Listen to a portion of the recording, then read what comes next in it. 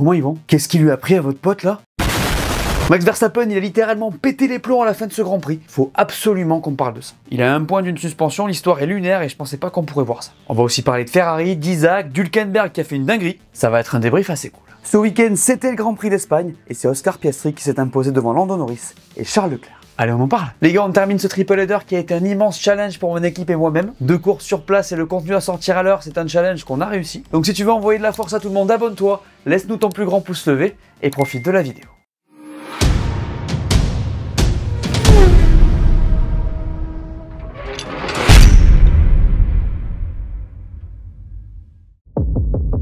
Ma note pour ce Grand Prix d'Espagne, c'est 3 sur 5. Pour moi, c'était pas un mauvais Grand Prix. En vrai, les gars, des courses à Barcelone, on en a vu des pires que ça. Il faisait chaud, la dégradation était là, on a vu pas mal de stratégies se développer, c'était assez intense. Alors malheureusement, on n'a pas vraiment eu de bataille pour le lead, cette course a manqué d'action, jusqu'à cette safety car à un peu plus de 10 tours de l'arrivée. Là, on a eu des dingueries qui se sont produites et on a enfin pu apprécier ce GP. On va parler de tout ça dans la vidéo, évidemment. D'ailleurs, les gars, petit correctif sur ce que j'ai dit dans la preview. Le calendrier 2026 n'est pas sorti, mais a priori, Barcelone ne quittera pas la F1 l'an prochain. L'événement ne s'appellera juste plus Grand Prix d'Espagne. J'avais en tête que c'était le dernier là-bas, rien d'officiel, mais à coup pas. Par contre, je parle pour 2026 parce qu'après ça, il y a moyen qu'il n'y soit définitivement plus. Je referme cette parenthèse. Vous mettez quelle note à ce GP?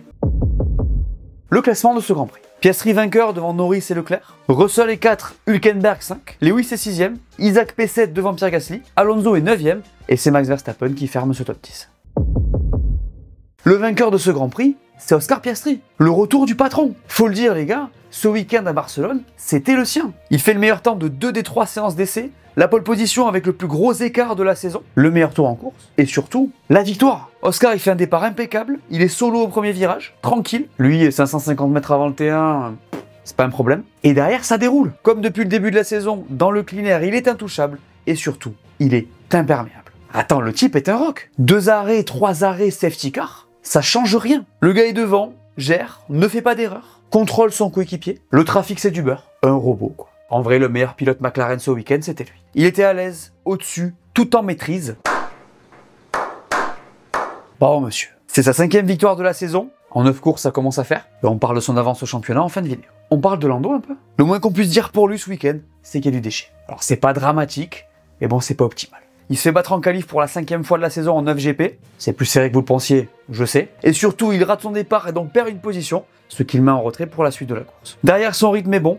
Mais comme trop souvent cette saison, il est trop loin pour aller chercher son coéquipier. P2 encore une fois. En fait, Lando, ce week-end, il n'est pas écrasé. Il est juste dominé. Il n'est juste pas vraiment capable d'aller chercher Oscar. C'est embêtant, mais encore une fois, c'est pas très grave. Il est toujours dans le top 4, toujours au contact au championnat, ça va. Par contre, il va clairement falloir qu'il soit plus tranchant s'il veut embêter son coéquipier, si vous voulez mon avis. Ça va pas être évident, mais ça va être passionnant. Et les gars, on n'a pas parlé de la directive technique sur la flexibilité des ailerons. Parce que ça n'a rien changé en fait. C'est une folie. Les gars, McLaren, ça leur en a touché une sans faire bouger l'autre. 1 et 2 avec cette marge là, pour une directive qui devait les handicaper. Ça fait mal, hein. Bon, faut dire que là, les tests se font à l'arrêt et que les ailerons continuent à se déformer. La FIA a donc déclaré qu'elle était ouverte à faire des tests en mouvement. On en reparle. En tout cas, pour Oscar et McLaren, c'est du très bon. Comment ça, Sauber est dans les tops d'un débrief? On est passé dans un monde parallèle ou c'est comment? Vous avez bien entendu, messieurs, dames, l'équipe verte nous a lâché une masterclass. Et quand je parle de ce team, évidemment, je parle de... Qui d'autre? P15 à P5, les gars? Est-ce que j'ai vraiment besoin de rajouter quoi que ce soit? Écoutez-moi bien, avec cette position, ils marquent plus de points que leur total de 2024. C'est une dinguerie. Dimanche, l'exécution a été parfaite, la voiture avait beaucoup de rythme, j'aurais jamais cru vous dire ça un jour, et Hulk était en feu complet. Dès le premier tour, il gagne 5 places, et c'est ça qui conditionne sa masterclass derrière. Quel bonheur! Il fait un deuxième stint exceptionnel, il profite de la safety car, c'est magistral. Les gars, en fin de Grand Prix, le mec double la Ferrari de Lewis Hamilton. Ce que je vous raconte n'est pas normal. Bon, c'est les pneus qui n'avaient pas le même âge évidemment, mais jamais on n'aurait imaginé ça. En tout cas, les évolutions qu'ils ont amenées ont l'air d'avoir marché. C'est très intéressant pour la suite les concernant. D'ailleurs, eux aussi se replacent au championnat, on en parle plus tard. Bref, Sauber nous a balancé un bol d'air frais. Est-ce que je peux vraiment faire un débrief sans mettre V-Curb dans les tops? Non, je ne crois pas, non. Vous avez bien compris. Sa voiture a super bien marché en Espagne, et il faut que je mette l'accent sur le leader de cette équipe. Isaac, il est d'une solidité, les gars, c'est un régal. Attends. Sur le triple header, c'est 100% de Q3, 100% de points, meilleur français au championnat pilote après 9 GP. Dans le top 10 qui plus est. Alors vous n'avez pas besoin de moi pour tirer vos conclusions, mais ce garçon est incroyable. Et Barcelone ne fait pas défaut. Isaac, il a maximisé à fond ce que sa voiture pouvait lui donner. Il fait un deuxième stint incroyable. Et ce dépassement sur Gasly au virage 3, c'était Isaac Hadjar ou Fernando Alonso? Je suis pas sûr. Pour ceux qui n'ont pas la ref, Alonso s'y est régalé en 2013 pour aller chercher la victoire. Bon, Isaac, il se fait dépasser par Hülkenberg en fin de Grand Prix à cause de l'avantage pneumatique que la Sauber avait, mais la solidité, elle est là. Là, il est bien avec l'équipe, il a pris la mesure de cette catégorie, je pense qu'on peut dire qu'il est en vitesse de croisière. La confiance est là, j'ai hâte de voir la suite. D'ailleurs, en parlant de confiance, je crois qu'on a retrouvé le Lawson de 2024 qui fait des dingueries sur la piste pour dépasser. Lui aussi, on le sent un peu mieux, c'est intéressant aussi. Bref, fait carbe Isaac, ça marche. Une fois n'est pas coutume, Ferrari est dans les tops de ce Grand Prix. Bon, Charles au moins. Deuxième podium de suite, la deuxième force du plateau acquise. Avec ce résultat, franchement, j'ai pas le choix. Les évolutions ont l'air de marcher sur la voiture, même si l'équipe a toujours du mal à tout mettre ensemble sur les pneus. Chez eux, on est assez content de la dynamique récente. En vrai, les gars, sur le triple header, ils sont toujours l'équipe qui marque le plus derrière McLaren. Ça compte. Et on en reparle plus tard, mais ça compte surtout au classement. Et le pilote qui a le mieux fonctionné chez eux, comme d'hab, c'est Charles Leclerc. Alors le podium, il va le chercher vraiment parce que la safety car tombe bien pour lui. Mais bon, c'est aussi de son fait puisqu'il fait un choix stratégique en qualif qui définit pas mal son week-end. Il sacrifie un tour pour garder un train de pneus. Donc il se qualifie moins haut et maximise ses chances le dimanche. Et en vrai, ça paye direct puisqu'il se retrouve très vite derrière Lewis qui lui n'a pas cet avantage. D'ailleurs, ça chauffe un peu entre les deux sur le moment, Hamilton n'étant pas très chaud pour le laisser passer. Du coup, on swap. Derrière, vous savez ce que ça donne. Alors il y a ce petit choc avec Max sur la relance de la safety car qui a notamment déclenché une enquête. Mais bon, ça n'a rien donné, donc pour Charles c'était bien. Côté Lewis, c'est toujours très compliqué, puisque clairement il a beaucoup plus de mal que Charles avec la voiture. Alors il le bat le samedi, parce que Barcelone est un circuit fort pour lui, parce qu'il a un run de plus. Mais encore une fois, le dimanche, il se fait fumer. Pas de rythme, pas d'explication pour ça, on est dans une spirale qui ressemble à celle de l'an dernier. Il a dit lui-même, la strat était bonne, l'équipe a fait son boulot, lui pas forcément. Alors il fait tout pour, ne me faites pas dire ce que j'ai pas dit, mais il galère et ça commence à faire tâche. D'ailleurs, il était plutôt embarrassé devant les médias. Donc voilà, c'est un bon week-end pour eux, va falloir capitaliser dessus pour la suite. Le dernier top de ce débrief, c'est Alpine. Alors ils sont maintenant derniers au championnat, on en parle plus tard, mais ce qui s'est passé pour eux en Espagne, C'est bien. la Q3 pour Gasly et les points, ça fait du bien les gars. Je les mets en flop et je dis ce qu'il faut quand il faut, mais là c'est pas mal. Alors ils ont perdu pas mal de temps avec les drapeaux bleus, mais la perf elle était là. Dans l'exécution ils sont bons aussi, sauf sur le premier relais qu'ils anticipent peut-être un peu trop. Pierre s'est battu avec Isaac et avec Hülkenberg dans une moindre mesure. C'est mieux que sur les derniers Grands Prix. C'est leur deuxième meilleur total de points de la saison. Il faut dire que ça faisait 2 courses qu'ils n'avaient pas scoré. Je vous avais dit que la voiture avait plus de potentiel sur ce genre de circuit, j'avais vu juste. Donc c'était un gros dimanche pour Gasly qui est allé chercher des points. Par contre les gars, Colapinto, c'est chaud. Le mec fait des débuts terribles avec Alpine, faut voir la série. Son rythme à Barcelone, il était dramatique. Le mec est en train de se faire évaluer pour la suite. Je vous rappelle qu'il a jusqu'à l'Autriche pour briller. Et je peux vous dire que Flavio en ce moment il est pas en train de kiffer. On n'est pas à l'abri d'une nouvelle dinguerie chez eux, moi je vous le dis. Affaire à suivre, en tout cas en Espagne ils ont marqué des points.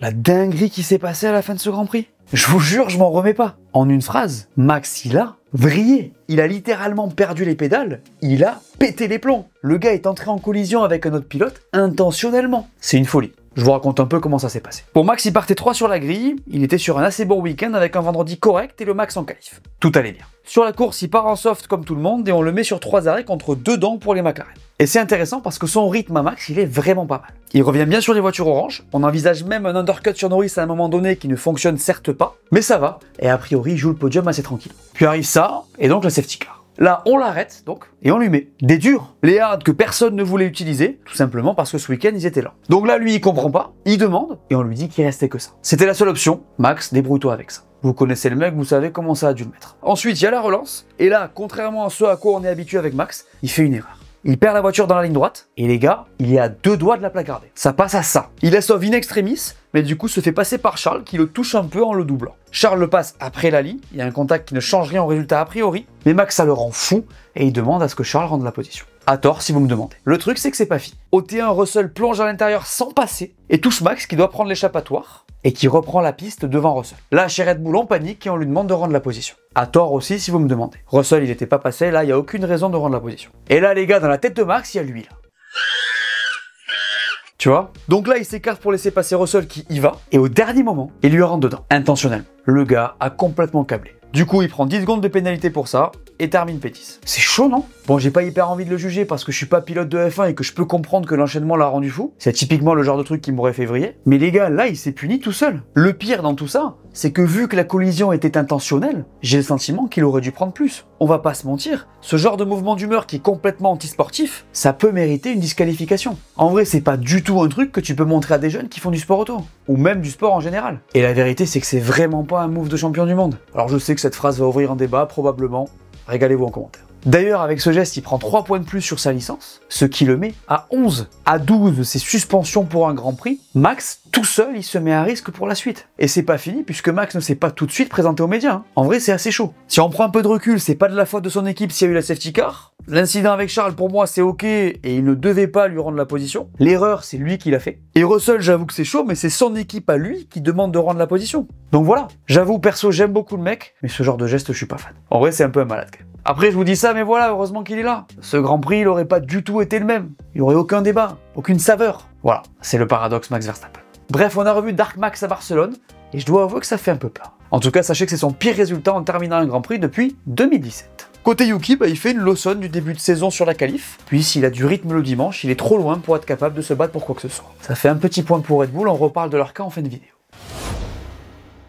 Autre flop aujourd'hui, Mercedes. P4 pour Russell, DNF pour Antonelli, ça aurait dû être mieux pour cette équipe. Alors il y a une bonne nouvelle clairement pour le coup, c'est que cette voiture a eu moins l'air de souffrir de la chaleur. Vous le savez, habituellement ils sont en grande difficulté dans ces conditions à cause de la surchauffe pneumatique. Et ben là, ça allait. Russell a fait sa course, cette P4 c'est probablement le meilleur résultat possible pour lui. Alors possible qu'un meilleur départ aurait pu lui permettre de terminer devant Charles, mais je spécule. En vrai la dynamique est pas si mal puisque si on compare avec Imola et Monaco, c'est vraiment le jour de la nuit. À Imola c'est 6 points marqués, à Monaco, 0. Bon là on est à 12, c'est vraiment pas faramineux et c'est aussi pour ça qu'ils sont dans les flops. Mais en vrai la grande raison de leur présence dans cette catégorie, c'est ça. L'abandon d'Andrea Kimi Antonelli sur casse moteur. Ça c'est pas bon. Pas bon pour l'équipe et pas bon pour lui. Les gars, pour ce pilote, c'est le triple header de l'enfer. 0 points et probablement une confiance qui a pris une gifle. Alors c'était un peu mieux sur les pneus vu que le C6 n'était pas là, mais ça reste pas évident. On va l'attendre au Canada dans des conditions qui devraient quand même mieux aller à sa voiture. On se reparle de Merco plus tard, mais c'est un flop de ce Grand Prix.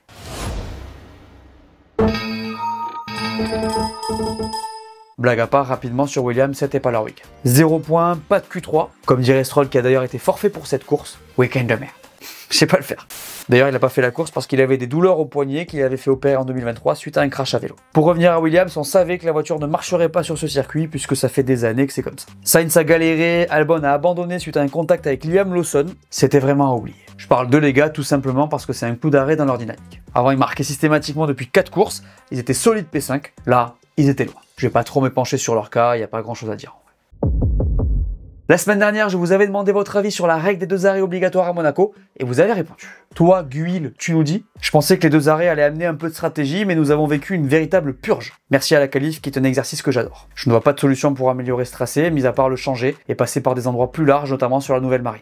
Je suis un peu d'accord avec toi, au moins on a tenté quelque chose. Il en pense quoi, Flo Nerolf? J'ai déjà vu des idées stupides, mais là, c'est une palme d'or. Ralentir les autres pour donner des pit stops, une sieste infernale, 2 pit stops parce que pourquoi pas ne pas s'ennuyer encore plus, c'était une horreur. Max a eu parfaitement raison, c'était Mario Kart et ça aurait été bien mieux avec des bananes. Alors ralentir les autres à Monaco, ça arrive régulièrement, hein. On en avait parlé dans le débrief, c'est quelque chose qui se fait. Après, encore une fois, faut tester, mais bon, j'avoue, les bananes, c'est pas une mauvaise idée. On va peut-être proposer ça. Tout ça m'amène donc à la question du jour, et messieurs, dames, je vous rappelle qu'à la fin de l'année, je ferai un tirage au sort parmi les commentaires sélectionnés pour un gros cadeau. Donc ceux qui passeront à l'écran auront une chance sur 50 de gagner à vos claviers. La question du jour est donc la suivante. Selon vous, Max Verstappen a-t-il dépassé les bornes à Barcelone? Comme d'habitude, je sélectionne 2 commentaires et on en parle au prochain débrief. Jetons un œil au championnat. Chez les pilotes, Oscar a maintenant 10 points d'avance sur Lando, Max est à 49 points et on a maintenant 2 Français dans le top 10. Côté constructeur, McLaren prend 197 points d'avance sur Ferrari qui passe P2, Mercedes et Red Bull suivent, Wecar prend la P6 et Sauber gagne aussi 2 positions. La suite c'est dans 2 semaines et c'est au Canada. On prend une petite pause bien méritée avant de traverser l'océan et de se rendre à Montréal. Le championnat continue, les équipes vont prendre du repos et continuent à développer les voitures. Et on enchaînera déjà sur la 10e course de la saison. Sur la chaîne, il y aura du contenu que vous allez kiffer. D'ailleurs, jeudi, on sort un podcast qui va vous intéresser. Et en tout cas, pour patienter, comme d'habitude, je vous propose du contenu qui va vous plaire. Et aujourd'hui, je vous recommande cette vidéo sur Eddie Jordan, l'un des grands hommes de l'histoire de la F1. Vous m'en direz des nouvelles. Voilà, merci à tous de m'avoir écouté, j'espère que cette vidéo vous a plu, laissez-moi un pouce bleu et dites-moi en commentaire ce que vous avez pensé de ce Grand Prix. N'oubliez pas la question du jour et d'aller voir mes dernières vidéos que vous n'aurez pas vues. Dites-moi tout et on s'abonne. Allez, ciao!